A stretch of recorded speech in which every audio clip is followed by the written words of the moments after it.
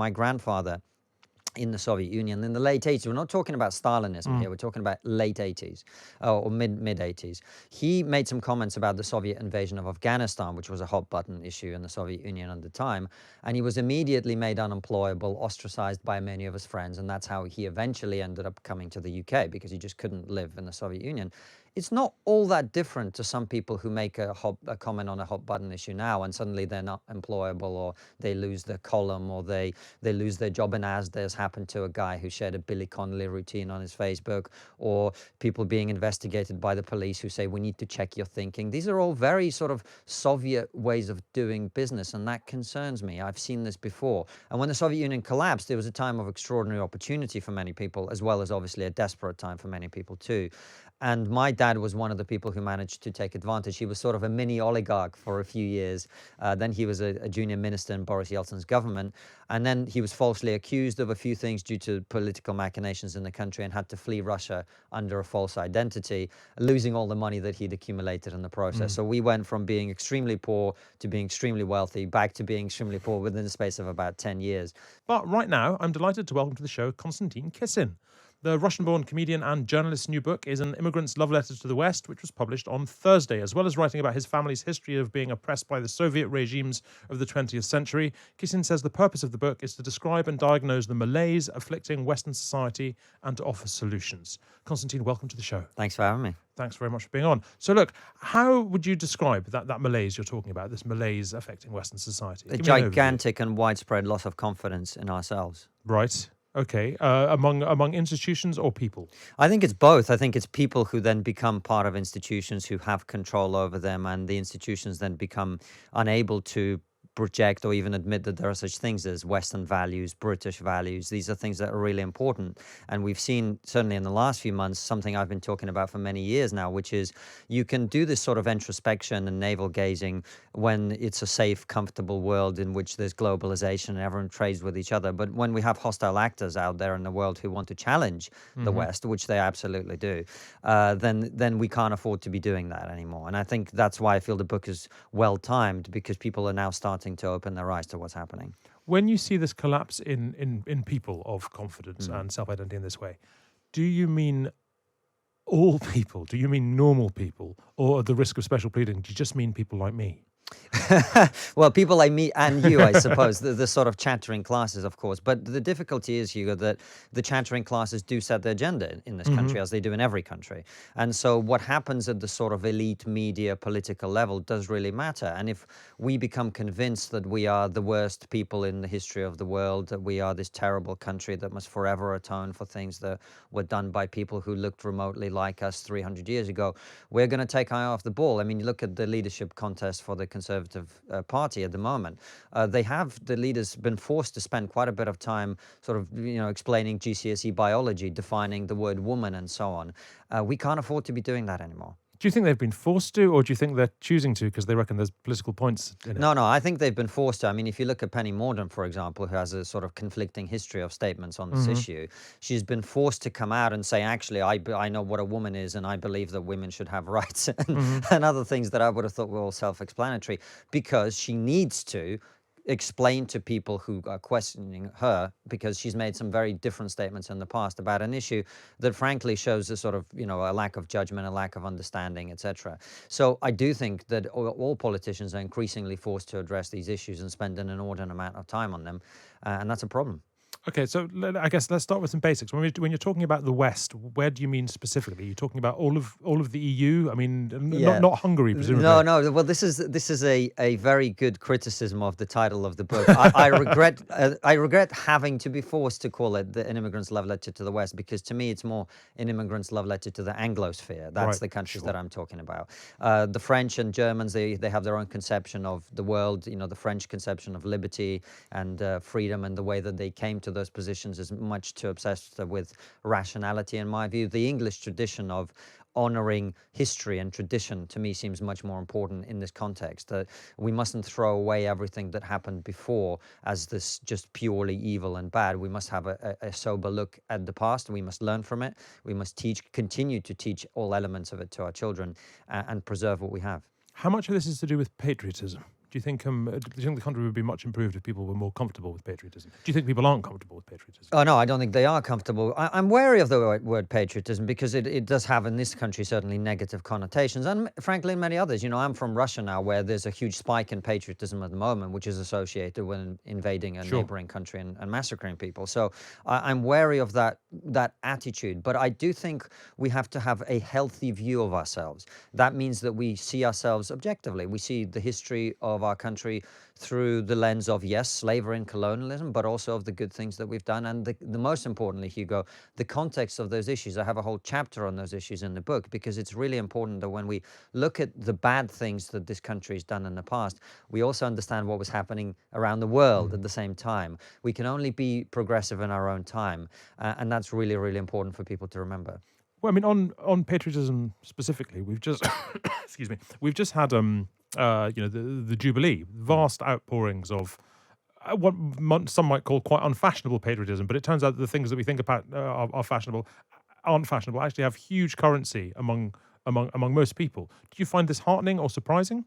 I find it heartening. I don't find it that surprising, because I do think actually the majority of ordinary people in this country, as you sort of alluded to at the beginning, have a solid sense of the right way of dealing with this, which is we don't want to be jingoistic. We also don't want to beat ourselves up constantly about things that we ourselves haven't done. That to me is a healthy thing. But as I say, the chattering classes, the elite discourse, as some people want to call it, is a problem at the moment, because it will take public opinion with it, and we will see policies. That's the most important thing. We will see policies enacted and laws enacted that take us backwards instead of forwards, and that worries me, particularly because it's undemocratic. It's not reflective of the views of the majority of the people of this country. So some would say, excuse me, this is hay fever, I promise. Some would say that even among the chattering classes, as we call them, look, you have the majority. We have a conservative government, a relatively right-wing conservative government, with candidates keen to display their. We'll come to the term in a minute because it's problematic, but problematic is itself problematic. So keen to display their anti-work credentials. The bulk of newspapers in this country perhaps have a sort of a right-wing conservative leadership leading. Do you mean the chattering classes, or do you mean kind of the Twitter classes? Well, they're becoming one and the same, aren't they? Do you think they really are? I do, of course, yeah. And, well, certainly I'm somewhere in the center. I'm critical of some of the extremes on the left at the moment, because they concern me a lot. And so I see the extent to which opinions like mine are unfashionable. And anyone who sort of says, well, maybe the left has gone a little bit too far in this direction, sort of automatically becomes right-wing and evil and a bigot and all the rest of it. So I do think that's happening. But more importantly, as I say, I think some of our institutions, whether it's the National Trust or whatever, and other much more consequential institutions, are getting to a position where instead of celebrating what's best about Britain, they're attempting to denigrate it, and that worries me. Tell us a bit about your own life growing up in the Soviet Union. You write about having lived in extreme poverty at times, with little access to even the most basic of necessities, but you also say you experienced great wealth as well. What was your family's situation? So when I was born in the early 80s, my parents, my mum had been 18 for 4 days. And my dad was at 20. They were both students at Moscow University. My mum's main memory of that time that she always was fond of telling me was how one time when I was probably 2 or 3, I opened the fridge and started glugging milk out of the carton. And she came in to discover this, and she was horrified because that was the only food that we had for the day. That was the situation. And when the Soviet Union collapsed, it was a time of extraordinary opportunity for many people, as well as obviously a desperate time for many people too. And my dad was one of the people who managed to take advantage. He was sort of a mini oligarch for a few years. Then he was a junior minister in Boris Yeltsin's government. And then he was falsely accused of a few things due to political machinations in the country, and had to flee Russia under a false identity, losing all the money that he'd accumulated in the process. So we went from being extremely poor to being extremely wealthy, back to being extremely poor within the space of about 10 years. So I've kind of seen it all from different sides. That's a very Russian story. So what age were you when you first came to Britain then? I was 13. What did you immediately notice and or love about your new country? You know, one of the things that I still remember to this day is when I came to school here, I spoke like this very strong Russian accent, barely spoke at all. And the other kids would make fun of me, of course, as kids always do. And whenever I'd complain, they'd say, well, this is a free country. And actually, over time, I've really grown to appreciate that. I do think I prefer to live in a society where people are allowed to say things I don't like than a society in which they're not. And that is, I think, really, really important, and something we're forgetting in the West, particularly in the Anglosphere, the idea that we must live in a society where we can hear people who we disagree with very strongly and be really, really grateful for the fact that they have the opportunity to speak, and we do too. To clarify that, you came here, you were mocked for your accent, and you were glad to live in a country where you could be mocked for your Over accent. time, I developed that Over attitude. time. I'm not claiming that as a 13-year-old I was so enlightened, but when I think about the alternatives, Hugo, and this is genuinely important, when I think about the alternatives to societies in which freedom of speech is encouraged and celebrated, I do think on balance that's a better way of doing things. Sure. Well, look, stick with me. More with Konstantin Kisin in just a moment. Konstantin, you were talking about when you first came to Britain, and one of the things you liked most was the fact that people could, that's the whole point, I suppose, say the unsayable here, ask uncomfortable questions. When we talk today about Britain, or at least some people in Britain, or some institutions in Britain, wanting to interrogate the country's past, interrogate involvement in slavery and behaviour as colonial rulers and so on, isn't that just asking uncomfortable questions?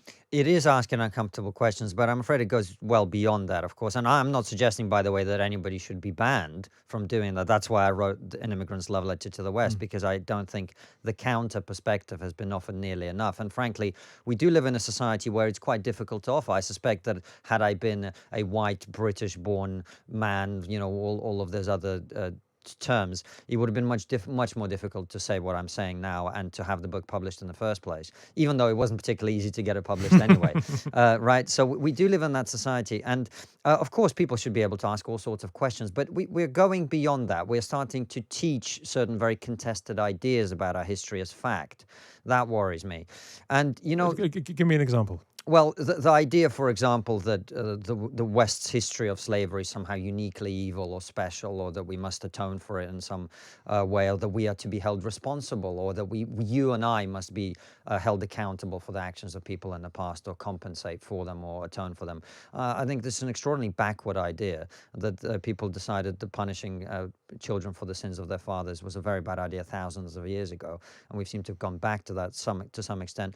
But also, let me give you an example that I talk about in the book. My grandfather in the Soviet Union in the late 80s, we're not talking about Stalinism here, we're talking about late 80s or mid 80s. He made some comments about the Soviet invasion of Afghanistan, which was a hot button issue in the Soviet Union at the time, and he was immediately made unemployable, ostracized by many of his friends, and that's how he eventually ended up coming to the UK, because he just couldn't live in the Soviet Union. It's not all that different to some people who make a comment on a hot button issue now, and suddenly they're not employable, or they lose their column, or they lose their job in Asda, as happened to a guy who shared a Billy Connolly routine on his Facebook, or people being investigated by the police who say, we need to check your thinking. These are all very sort of Soviet ways of doing business, and that concerns me. I've seen this before. To many people, many of this sort of cancel culture and things like that sort of don't know where it came from. But actually, most people don't know where the term political correctness comes from. Do you? Yeah, well, I do, because I've read your book. Right, very good. But it comes from the Soviet Union, and it never had anything to do with preventing offense or being kind to people or being polite or being respectful. It was a way of enforcing the dogma of the party of the day. And I'm concerned that there are elements that I'm seeing in Western society now that do remind me of that. Do you think that Russia, as a nation, should have a sense of shame about what happened to your grandfather? I don't think Russia as a nation should have a sense of shame about what happened to my grandfather. I think that it's important that what happened to people like my grandfather is taught in Russia, which it's not. And it's important that, it's taught in such a way that people like Joseph Stalin, who killed more Russians than Hitler did, he's currently the most popular historical figure in Russia. Now, it seems to me that history has been taught very badly in Russia, as it has been in this country too. I guess I ask because I'm not sure where we draw the line between making sure we teach children about these past contentious things, these past inglories of a nation, and Well, and triggering objections such as your own. I'm someone who insists that we must teach history way more than we do, and much broader than we do. I think the way, we have these conversations, are we talking enough about slavery? No, we're not. Except what we mean by slavery is, of course, the history of Western colonialism. We don't talk about what was happening in China at the time, in my country, in Russia in the time, where people, the vast majority of people were serfs. They were slaves until, I think, 1865, around the very same period of time that people enslaved elsewhere. So I'm all for teaching more history, because that's what helps you understand it. We have a saying in Russian, everything is understood in context. And I'm afraid many of the things that we're now talking about in the context of this conversation, we're not talking about them with a full understanding of things that happen outside of the West. This is why I wanted to write an Immigrant's Love Letter to the West. I wanted to give people a bit more context to all of these different issues that we're now talking about, so that we can look at ourselves and go, look, yeah, we've got problems, but actually we do have quite a good society, and maybe we shouldn't throw away the baby with the bathwater. So when it comes to something like a statue of Winston Churchill, for example, some people believe leave it alone, some people believe pull it down, some people believe affix a sign to it that puts his actions in context, etc., etc. You're basically saying you should have a really, really long sign that not only puts his actions in context, but also asks us to consider what was going on in Japan in the same period. Yeah, I think that I'm afraid if our children are learning about history from signs on statues, we're in a bad place. That's my concern. I think we really don't do a good job of teaching people history. And look, I was fortunate, my education here coincided with that brief period in my family's history when we had money, so I went to a good school. We didn't get taught about history very well, particularly. We got taught a little bit about World War II, and that was really about all that I can remember from school, and I think that's probably true of most people. We don't really understand ourselves or the history of our country very well, let alone the world. So we really need to do a better job, and a plaque on a statue isn't going to do that. As a comedian, you've fought against cancelling and censorship and the like.